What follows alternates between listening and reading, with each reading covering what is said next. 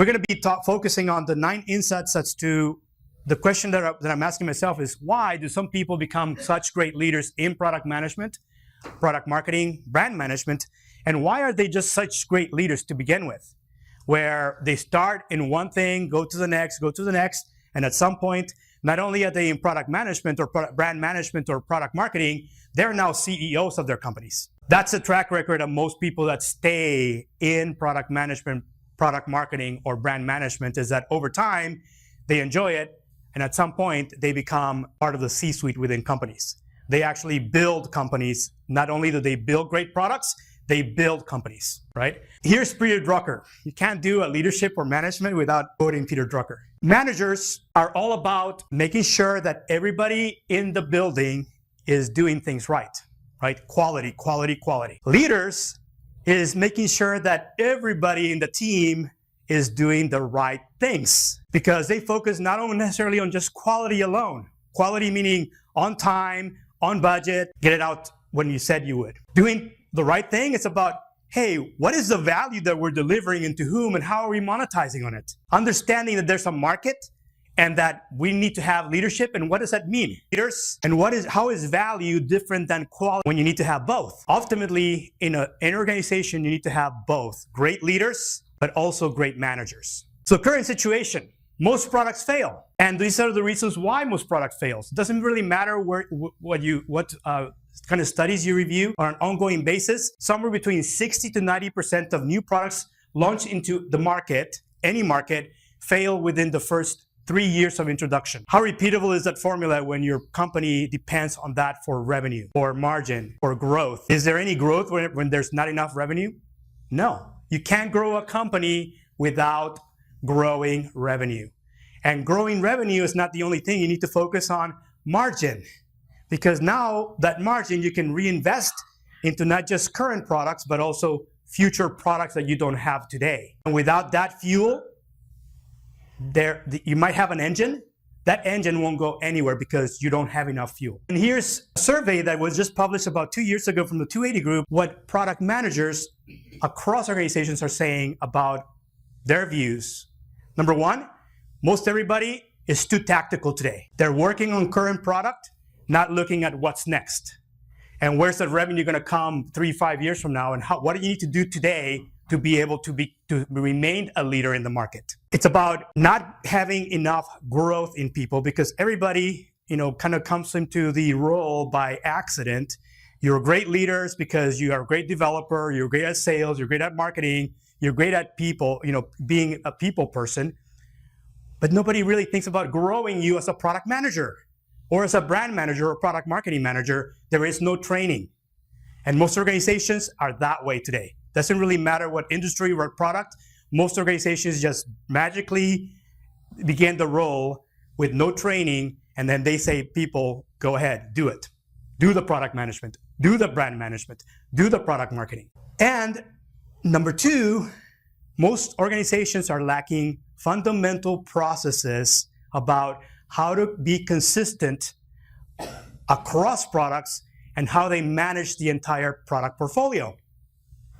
And then they have their pet products, and then they have the products that are just, give it to the new guy or the new person. There's no profit between the lack of growth in people, investment in the people, the leaders, lack of investment into improvement and the refreshing of processes. That impacts products, which impacts profit. And the impact is there is no profit for most companies. And this is why they can't grow, because they have just enough to pay the people, but not enough for growth. And without growth, you might have a product that sells today. When that demand goes down, what happens to your entire company? What happens to your product? It declines, and there's no getting back, because you're already on that downward cycle that you cannot get out of. And you don't have to necessarily be small. In today's world, you think about companies like Kodak. Where were they 5 to 7 years ago, and where are they now? Blockbuster Video. Where are they now? Sears, Kmart. What is everybody saying about Sears, Kmart? Because they're shutting down stores. And how long have they been around? Xerox, GE. These are all companies that were, GE, an American icon that has been around for more than 100 years. And right now there's talks about getting the company and selling it in pieces. How did that happen when they've been around for this long? Disruption. You need to be prepared to deal with disruption. And it has nothing to do with technology, nothing to do with products. It's about understanding what are the things, the right things that you need to do, how to lead in the right direction. And doing this is hard for most organizations, right? Becoming a market leader is a sign that not only do you have one great product, but then you come up with another great product and another great product and another one and another one. Leaders, this is what Apple does. This is what Google does. This is what Microsoft do all the time. Market leaders do a lot of work at figuring out what's next. Not only do we continue to sell today what we have, but what's next for us and what do we need to start today in order to be ahead of everybody else and have a competitive advantage. Any successful product, you need the people, the processes, and you need to have feedback across two tracks. One is about market and customer development, and the other one is about product development, product improvement, what's new products that nobody else has. And when is the right time for us to start executing across all three of those horizons, because they're very different. Current products are different than the products that you're gonna sell 18 to 24 months from now. Different products than the ones you're gonna be selling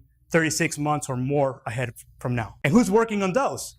Because if all you're doing is working on today's products and nobody's looking at the next horizon or the next horizon, what's next for the company? Disruption means that you have all four of this. We live in a VUCA world. That's what disruption is. There is volatility in your revenue. There is uncertainty in what you need to do and what your role should be as a company and for your product. There's complexity because now your product may involve others to have a complete solution in front of your customers. You might have ambiguity because often nobody really knows what has priority. And disruption, you may be dealing across with all four of these when it comes to any of your products, any of your customers, any of your suppliers, your collaborators, your partners. So how do you make decisions? We're going to talk about 9 things that are about leading, making sure that not only are you doing things right, but that you're doing the right things for the future of your product and the company itself. And then how, if you take advantage of this, you become a leader, not just on your own, but a recognized leader with your peers, with your higher ups, that you're going to keep on getting promoted to the next level because people see the value of what you're doing within the company. And really, when you talk about this, it really is about that often in product management, product marketing, brand management, it's not your knowledge, your hard skills that get you to that where you want to go. It's your attitude. It's how you play in a team. Because winning in the marketplace is a team sport. It's not an individual, it's a team. Even when you start hearing that Steve Jobs was Apple, how long has Steve Jobs been gone and where is Apple today? Number 1 global brand today. First time that a tech company has been a number 1 brand globally in a long time. Product, was it Steve Jobs? He might have started it, but whatever he started, people are now maintaining because they grow their people, they grow their processes, they have great products, and now they're going to continue to be profitable for a long. This is the way that it works for most market leaders. Number 1 thing, think strategically, execute fiercely. Don't worry about the how, worry about the why you're doing it and why this needs to be the number 1 priority above everything else. The how will follow. The what you do will follow. Understand how to drive people, inspire them, tell them that this is the right thing to do and the reasons why it's the right thing to do for the product, for the company itself, to continue to move forward. Devise it for execution. That means that once you have a strategy, break it down into action steps that you're not necessarily going to be all doing as a product manager or brand manager or product marketing. Rather, you're going to be figuring out who's the right person to recruit from your team, from your building, to execute on those steps that are needed to execute your strategy. And make sure that you're not smart, but I don't know about you, I don't like to work harder, I like to work smarter. And that smarter means that you have to evaluate continuously, be able to readjust because where you're going may not necessarily be getting you the right results, and you need to very quickly pivot and not just continue to go down the same road when you know that the dead end ahead and that it's going to delay whatever you're doing. Confidence. The number 1 thing you need to do is that you're going to have lots of subject matter experts that you're interacting with. How do you make sure that at least you know what you're talking about when you're talking to experts. And know that the key is that you're not necessarily going to be, don't expect to be the smartest person in the room. What I do is I always look for smarter people to be working in my team. I recruit them and I basically lead them. I'm not interested in necessarily doing a lot, all those heavy lifting myself. I'd rather have the right experts with the right strengths, do what things better than I can, and just making sure that I give them the power, empower them to do that. Team. Number 2, build and nurture great teams. So just like any general manager in any professional sports, what is the number 1 role of any general manager in basketball or football? It's about bringing the right talent. Go out and recruit, go out and get your scouts and look for the next person that you need, because you need to actually beef up your defense. You may need to actually have a stronger offense. You may have some need for specialists that are part of your special teams, and you need to have a good portfolio across all of them. You recruit. And as a leader, you are looking for continuously people who are better than you, that you can work with, that you can rely on, build a relationship, and get him on board bring him on board to your team, no matter where they're at today within the company, or even if they're outside the company. When you're looking and there's not enough talent that you can bring it from inside, how do you bring those people from outside? So networking is huge, and then nurturing relationships is huge in this. Not just because they're working with you today, think about what you need for the future and how you can bring them on board. Building a talent portfolio is key. Most people, most companies today, you hear across the last 5 years, oh, we don't have enough talent in US, we don't have enough talent in US, blah, blah, blah. Is that really true? No, it is not. If you become much better at understanding what drives people and the talent they have when they're not even being recognized, this is why you're doing it. Because now you have access to information that none of your executives, none of the senior managers within your company, about who do you bring on board that may not necessarily be in your building today, part of your company, and start bringing them on board, even if it's not on a full-time basis. Cultivate the right work culture. And the work environment is huge, right? You hear about what companies like IBM has done lately. How many of you are IBM here in Austin? How many of you were forced to come to Austin, or if you weren't here at IBM a year ago, right? IBM has now said, no more people working virtually. We're going to focus the majority of key people within 6 different locations in US, and Austin is one of them. And this is what most large companies are doing today, because they need to do this if they're going to remain market leaders. Working virtually only works up to a certain extent. When you have a lot of disruption across industries and you need to figure out how to get ahead, you need to have a war room. Has anybody had a war room before in any activities that you've had? What is that environment like? You're face to face because you're making decisions in real time. And yes, you can do this virtually, but how effective is it to do it virtually instead of doing it face to face? How much can you project about body language when you're talking to people on the phone, right? And how much is verbal communication compared to nonverbal communication when you're in the war room? Nonverbal communication is 86% of how we communicate visually. We are visual beings. And a war room requires being face to face, not being across the ocean or across the country on a webcam. And often when there's a lot of disruption, you need to make sure that you have the right tools, the right platforms to ensure that you can execute and come to an agreement even when there's a lot of debate. And debating is healthy, by the way. Focus on shared values. Shared values that the company has to match the shared values of the team itself, and then making sure that at least the team is empowered to align with those values to move forward. Number 3, adopt a playbook. I talked about growth of the people. That's what the first 2 are about. Bringing the right people on board, making sure you recognize the right what type of people you need, bring them into the team.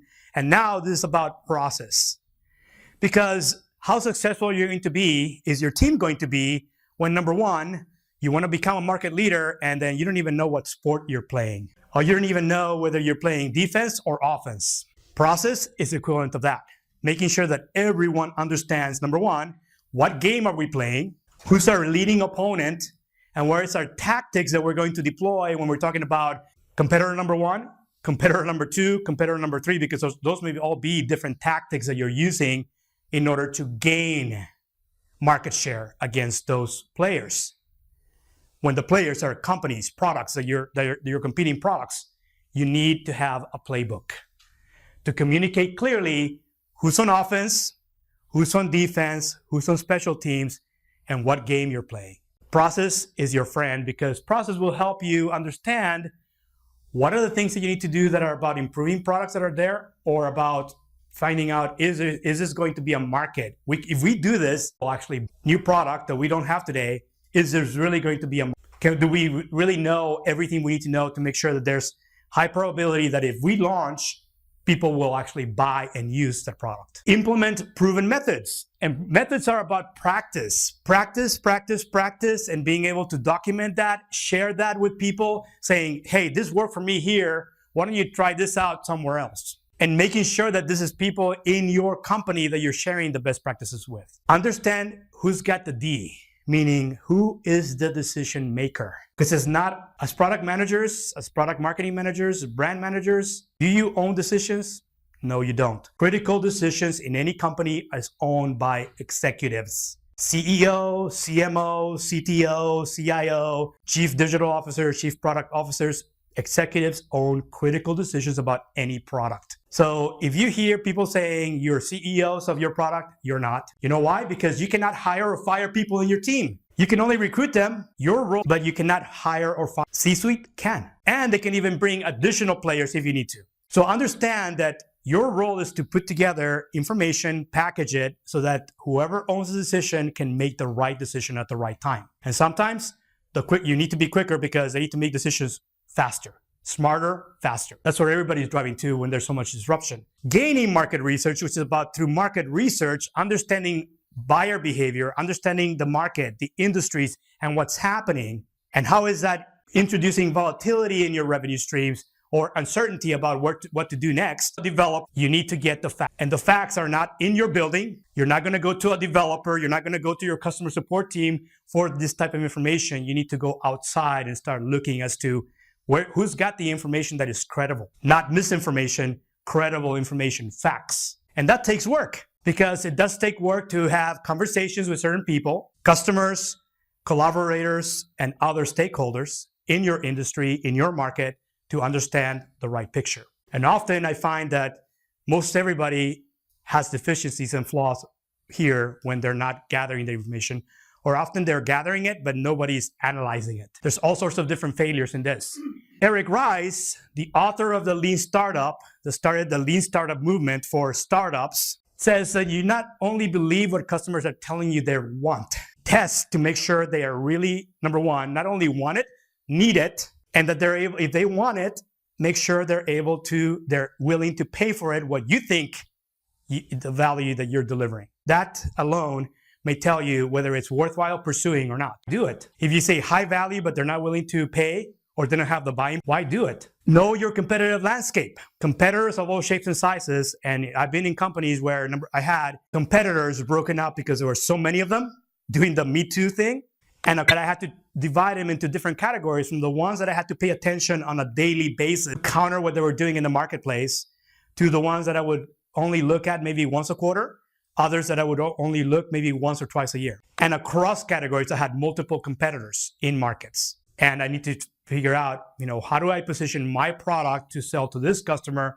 when I know my closest competitors are going to be doing certain things. And I involve my team to come up with ways to market and sell to make sure that we maintain our market share leadership. And understanding buyer behavior is actually key. There's a lot of research that is actually needed to understand not only what are they buying, but why are they buying it? How often are they thinking about rebuying the same product all over again? Because that in today's world, it's not only enough to get a few customers to buy your product once. You need to continue getting those same customers buying your product again and again and again at the same time that you're gaining new customers that are buying the product for the first time.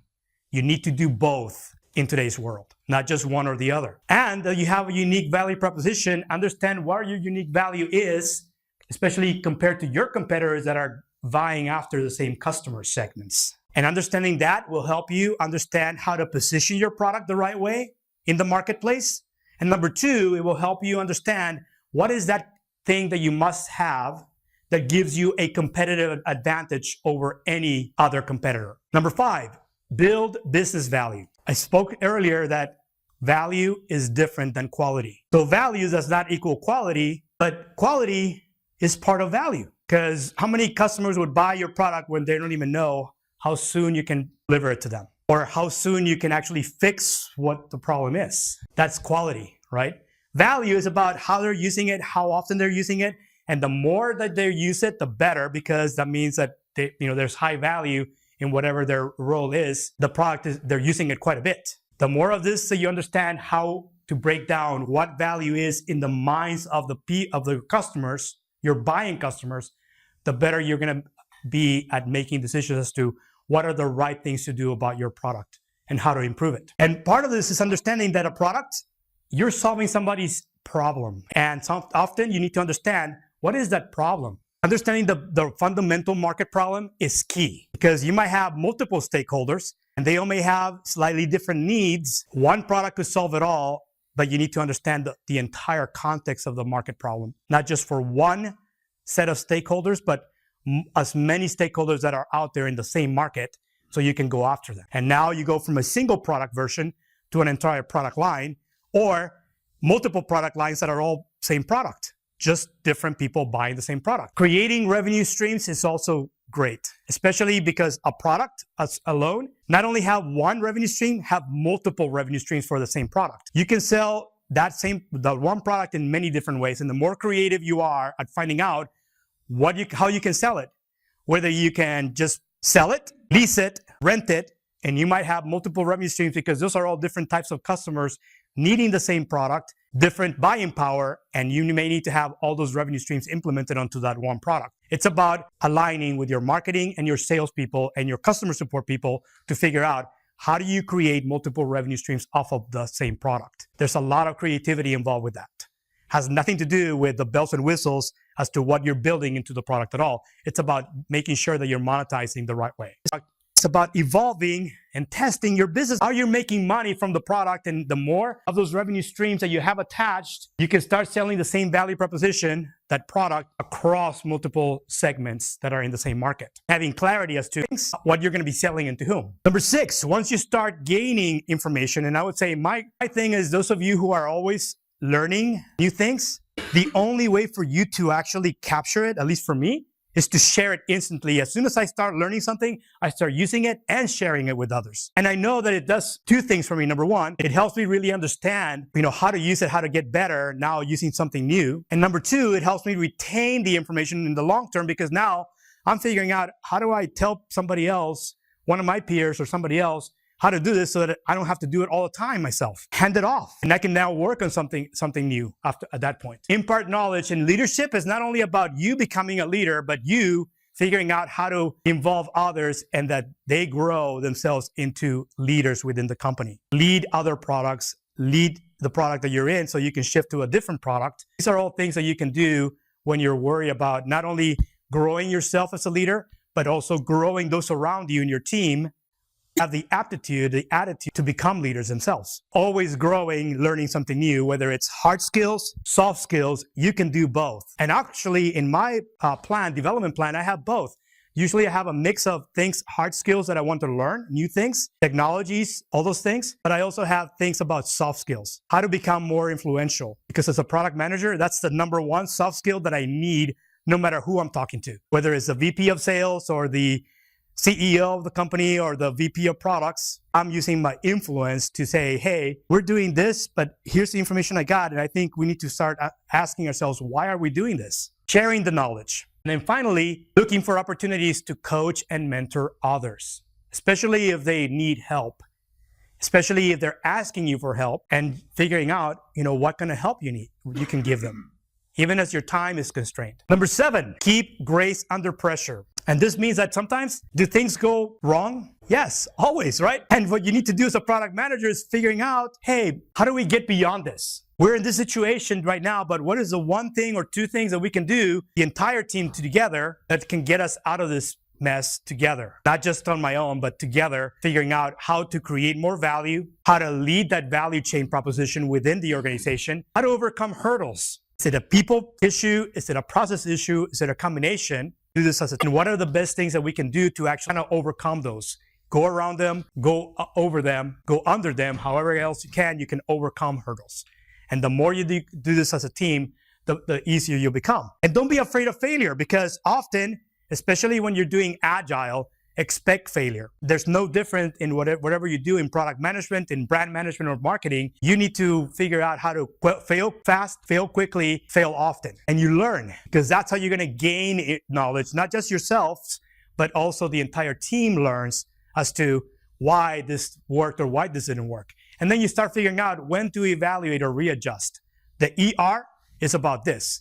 Evaluate what you're doing, lessons learned, and then readjust as needed to get you to where you want to be. And persevere. Often when there's low morale because you've done several different things and then you're not really getting what you need, often it's about figuring out, do we persevere and maintain the direction, or do we pivot what we're doing? And those are the decisions that you're leading, making your team, empowering them to make those decisions and come to an agreement, or at least some consensus as to when do you persevere, when do you need to readjust or pivot what you're doing. Number 8, key, understand when you need to readjust, when to adapt, because yeah, you may be doing plan A, you may move to plan B, plan C. Hey, if those don't work, there's always 26 other letters in the alphabet. You can have different plans as needed to readjust and evaluate based on the results. You can actually start embedding many of these practices into your current product development, product improvement processes that are in your companies, developers as well as others, and allowing customers to tell you feedback as to how are we doing with this product. If it's something that you're thinking about launching, how do you get a few customers to give you their opinion about the value that they're seeing from this product? That it's not in market, it's a prototype, they're using it, and you're getting feedback as to whether or not this is actually going to get you to where you want in the marketplace. And use metrics of all shapes and sizes and analytics to figure out a lot of these things that you're trying to track. And benchmarking is huge, because competitive analysis is only one part. You need to do market intelligence, business intelligence, looking at other companies, because often you're always making the decision, do we do this on our own, or organically, meaning we develop it on our own, or do we do it inorganically, meaning somebody else is already out there, we need to acquire them before they get too big too fast. It's always about deciding build versus buy, and if you're gonna buy, you might actually buy the entire company if you're in that process. As a product manager, now I've gone beyond just products. I'm now looking at entire companies and helping business owners figure out organic versus inorganic, and if it's inorganic, figure out who is the right target company they need to acquire now in order to get to where they need to be, because organic growth is only going to get them so far, not enough to where they want to be 3 to 5 years from now. Encourage collaboration. Collaboration with the team is huge. Collaboration, what's key is you need trust. Trust is a process, because if you're a brand new team, you have very low trust. You need to figure out how to start building trust as quickly as possible when you have a brand new team, and make sure that you continue to build on that trust so that you can actually become collaborative. Eliminate silos is key. Silos are your enemy when you're trying to get collaboration. You need to make sure you build the trust and start doing things together as a team, not as individuals. And foster a lot of teamwork. So the 9 key takeaways. So anyway, I'm just gonna say there's more information here. The landing page here has information about all the sessions that I proposed. Slide decks have been already there. So if you're interested in that, if you have any questions regarding this topic, any of the other topics there, feel free to reach out, connect with me. And here's my contact information, by the way. Look at that. So I invite you to connect with me. Hey, everyone, enjoy the day today. I'm going to be here all day today, so stick around. If you have any questions, feel free to reach out. And I thank you very much for being here today.